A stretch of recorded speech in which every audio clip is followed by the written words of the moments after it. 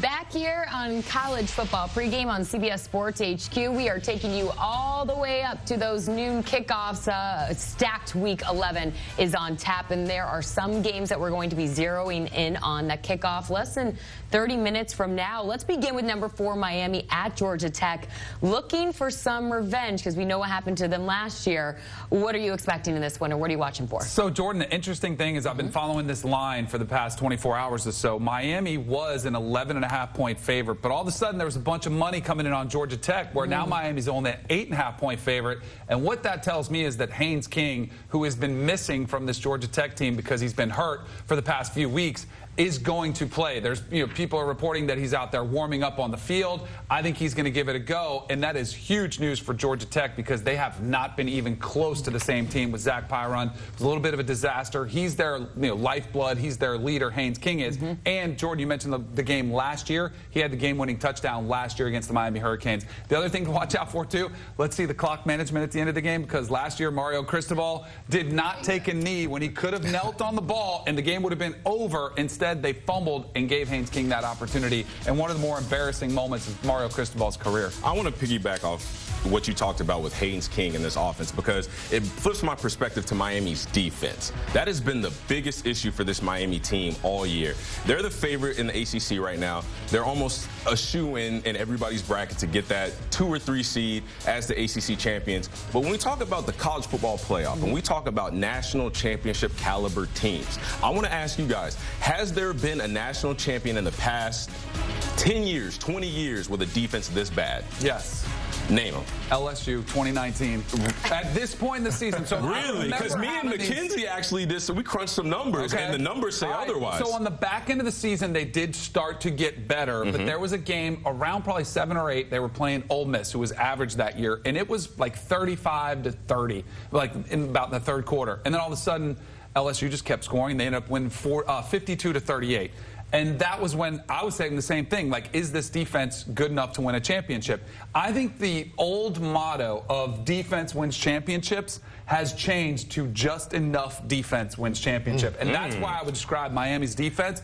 It's just enough to win, but offense is winning championships. And I think that's clearly the formula for Miami. And I think their defense will get better over the back month of the season. You know where I'm going to challenge that is we're talking about the SEC Thank you. and the ACC. Thank you. They're playing bad defense in the ACC versus teams that don't have the same caliber of players. So that's the question that I have. I'm right there with you. I don't know if Miami can win a championship playing this way whatsoever. No. Every week a dogfight. That got to be strenuous just on the mental of the coaching staff and the players.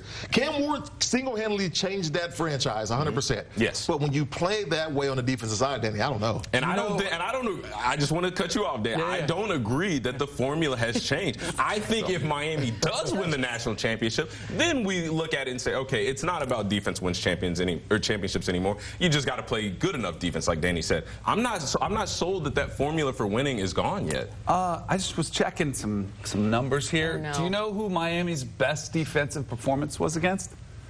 Against the vaunted SEC Florida Gators, where they went into the swamp and won 41-17, holding the Gators to fewer points than the Georgia Bulldogs did. Like, we don't worry about their defense, and I get it. Like, I'm just making it clear. Georgia's a different team from the beginning of the year to now, too. Well, I'm just saying, like, we're talking about Miami's defense. Their best performance was against an SEC team in the Florida Gators. So you two do not see them going undefeated this season? I know, but as for getting to the ACC championship, I think they can do it because, to Beanie's point, they're playing ACC teams. This is not the same caliber. That's not the same style of football. You're not going against the same athletes. You're not going against the same cultures, the same programs.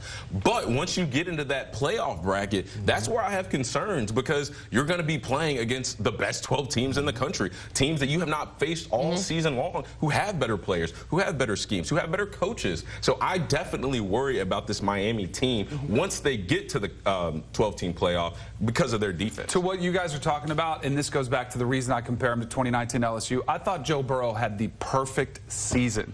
He threw 60 touchdown passes. He was insane, like otherworldly. And I think if Miami is to win a national championship, I think it'll be because Cam Ward will have to replicate that type of performance. Because I would say that Miami's offense, like, I know we've been talking a lot about defense, but Miami's offense is not nearly as good as that 2019 LSU offense was, in my opinion.